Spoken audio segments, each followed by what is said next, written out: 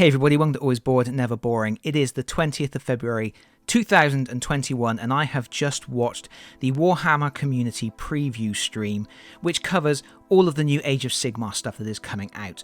And the most interesting part of that stream for me was obviously all of the information they have shared about Warhammer Quest Cursed City.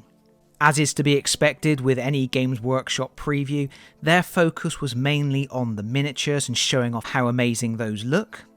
But we have now seen a preview of the whole game setup, and by looking at that image, it is possible to derive quite a bit of information about how the game is going to play, or at least to make some educated guesses. So in this video, I'm going to talk very quickly about what it appears we are getting, and then I'll quickly run through some of the other stuff that they have shared with us. First of all, we know that the game is cooperative and we know it is a modified version of Blackstone Fortress, and the image of the game setup makes that pretty clear. And before I talk about that in a bit more detail, just as an aside, there is no terrain in this box. There are 10 plastic objectives that are used in specific missions, but there is no terrain. You're not getting furniture, you're not getting doors, you're not getting houses, you're not getting archways, bridges, you're not getting a whole castle to put on your tabletop. I know some people were thinking or hoping terrain would be in the box, and that might justify that $300 rumour that's been bandied around on the internet for quite some time now. I think from looking at the contents of the box, we can say it's going to be a little bit more expensive than Blackstone Fortress, but there is no way they are charging $300 for what you are getting here. Anyway, let's start with the big disappointment for me.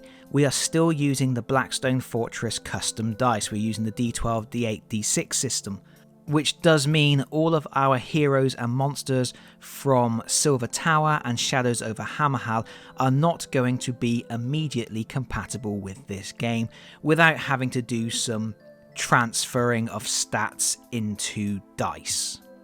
Also, I felt that the change to the custom dice was the weakest change in Blackstone Fortress. I much preferred the combat system from Shadows over Hammerhal and Silver Tower. I thought it created more opportunities for interesting weapons and enemy designs. But it is what it is. We are sticking with our custom dice system, with regular D6 for our activation dice, which are placed on slots on the hero character sheets. And of course, we're going to have that same system of as you take wounds, you will lose dice, making it harder for you to achieve your goals in any given turn. We can see that there is still a board off to the side for Destiny dice, and it does look like the Renown Wheel is back. The Renown Wheel was used in Silver Tower and Shadows over Hammerhal as a form of tracking experience points that would eventually enable you to gain new skills and equipment. And it looks like that's potentially going to be a thing here, although that Renown Wheel may alternatively reflect something like the passage of time. It does appear to have symbols on it for suns and moons, so perhaps there is some kind of passage of time system where the enemies become more empowered in the night. I don't know. It does also look like heroes have specific slots on their character cards, possibly for a skill and an item. So I think perhaps we are a little closer to Shadows over Hammerhal than Blackstone Fortress in that regard. Looking at the game as it's set up, we can see that there is still an initiative tracker with cards for spawn points, exactly like you get in Blackstone Fortress. And that does suggest that we're going to be having a similar sort of exploration system where the board is set up in advance and you have skirmishes across the map. If the map was being generated room by room as you opened the doors, I don't really see how the initiative track and the spawn point system would work. However, the map itself is basically the Shadows over Hammerhal style of map. We are back on a square-based grid rather than on hexes, and we have separate rooms linked by portals. I suspect that these tiles will be compatible with the Shadows over Hammerhal tiles, which is good for people who would like to homebrew bigger maps and their own adventures. Interestingly, it also looks like there might be some kind of Doom track. There's an Ulfan Khan in peril board off to the side, but at the moment it's difficult to tell what that might actually be. And finally, looking at the monster cards themselves, it looks like we have the standard behaviour table system that we have seen in the previous Warhammer Quest games, where you roll a dice to determine how the enemies will act. We also now know that there is a secret envelope, again another thing that's been carried over from Blackstone Fortress, which means when you complete your adventure you will have an envelope to open which has a secret inside, and that to me clearly indicates that we will be getting expansions as well, because I don't know why you would have an envelope to open to reveal a secret at the end of a game unless you were going to be able to take that secret forward into new adventures. So I think we are going to get the same kind of support for this game that Blackstone Fortress got, and the promise, or at least the hint of future support right from the outset, is always a good thing. It just suggests some confidence in the product. I think from looking at the game setup, those are the major points. I may have missed a few things. I am putting this video up quite quickly immediately after watching the video, so I may have overlooked something, so if there's something glaring that I should have mentioned, do feel free to throw it in the comments below. But otherwise I'm going to move on to cover a few other things. War Scrolls. The game is going to include War Scrolls for all of the miniatures. I guess that was a given, but obviously that's going to make this box set appealing to people who want to field some of these undead enemies in their armies in Age of Sigmar. Which I guess leads me nicely on to talking about what miniatures you do get. As I mentioned before, there are 10 objective markers, which are things like birds sitting on posts, skeletons hanging in cages. You then get 8 heroes, and they are pretty interesting. We have already seen our vampire hunter, we have already seen our elf, and we have now seen the rest of the lineup. They include a female mortal knight of Azir. Really nice to see more women characters, even though this one does seem to have a Karen hairstyle. We have a very pompous looking noble who looks to me like a throwback to the original Warhammer Quest, and there are a few other characters in the set that do feel like they are little nods, little throwbacks to the Warhammer Quest that we used to have back in 1995.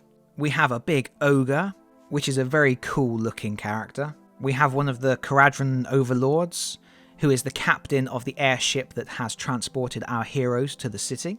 We have a Mage of Sigmar, who is a purifier, someone who is going to cast out the evil, and that takes it up to 3 female characters total out of the 8, as far as I can tell. And then the 8th character is some kind of scholar mage, who they indicated in the preview was a former colleague of Torgilius, who is the villain that was showcased on the website earlier in the week. Fighting those heroes, we have a range of 42 hostiles. We have bats and rats, which again feels like a little nod to the original Warhammer Quest. We have our skeletons that we have seen in a previous preview. We then have a host of zombies, and I don't know how to put this nicely, and I'm sure there will be lots of people who disagree with me. Feel free to disagree with me, but they look awful. They look really, really bad. They all appear to be staked to their gravestones, and it just looks awful. I don't know what they were thinking. I don't know what they were going for there. I really dislike that aesthetic. They've tried to make them, I think, too overblown and too wacky, and to me it hasn't worked at all. And it's a shame because I do like undead forces. I used to have a Fantasy Battle undead army back in the day. I do like zombies, just not these. I just don't like that style at all for them. Much better, we have 2 undead ogres, which look very cool. And then we have 3 vampires who are a little bit feral, look a little bit like harpies without wings. Of course, we have our leader of the skeletons, we have Torgilius, we have the Gravekeeper guy with the big shovel, we have a big Vargeist beastie thing, part wolf, part bat monstrosity, someone who has clearly let the animal within get a little bit too animal without for its own good. And then finally we have our big boss, a vampire ogre. And interestingly, quite a lot of these characters, some of the good guys, some of the bad guys, they have a sort of a Cossack-y sort of a vibe to them. They have a little bit of that Kislev flavour to them, which is an interesting design choice, and it makes them look a little bit different to a lot of the other stuff that we see in Age of Sigmar. I do like most of the designs I've seen. Some of them are a little bit too busy. I said the other day that Torgilius is a little bit too over the top for me, and I really dislike these zombies carrying around their gravestones, but some of the other stuff looks fantastic. And overall, I think it's a good selection of miniatures. I don't see a werewolf. I really wanted to see a werewolf. The vampire ogre does appear to be wearing 2 complete wolves on his back, but no werewolves. And I think that's it. So it's 8 heroes, 42 hostiles, 10 objective markers. That's your plastic content in the box. And then you're getting 28 dice, which is your custom dice, and then your D6 set for the activation dice and for the destiny dice. You're getting all of the different boards and things for creating the maps, counters, tokens, secret envelope, all of the different cards, a rulebook, a quest book, and your war scrolls. I think it's pretty much a similar sort of amount of content to Blackstone Fortress. Perhaps a few more characters and with the objective markers and stuff. I think we'll see the price a little bit higher than it was for Blackstone Fortress. But obviously, we still have to wait and see regarding that. At this moment, we still don't have a release date. I can't imagine it's going to be too far away. They have now shown us all of the miniatures. They have shown us all of the contents. We have seen the game laid out.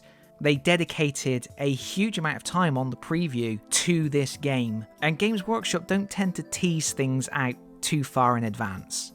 I, for one, am squirreling away pennies now because I am expecting my wallet to take a hit in the very near future. But I think that's pretty much it, other than to say the box art is awesome. Really, really loving the box art. And I guess that's it. Like I said before, if I have missed anything, if I've left anything out, if I've overlooked anything, I probably have. I am creating this video very quickly, so I've probably overlooked something glaringly obvious and I'll be kicking myself later on. But if I have left anything out, or if anybody else has theories, suggestions, opinions, do leave them in the comments below. But I think I have talked for long enough. Thank you so much for listening. If you've enjoyed the video, please consider pressing the like button. If you've really enjoyed the video, please consider subscribing if you don't already do so. And hopefully, I'll see you all again very soon. Bye-bye, everyone. Bye-bye.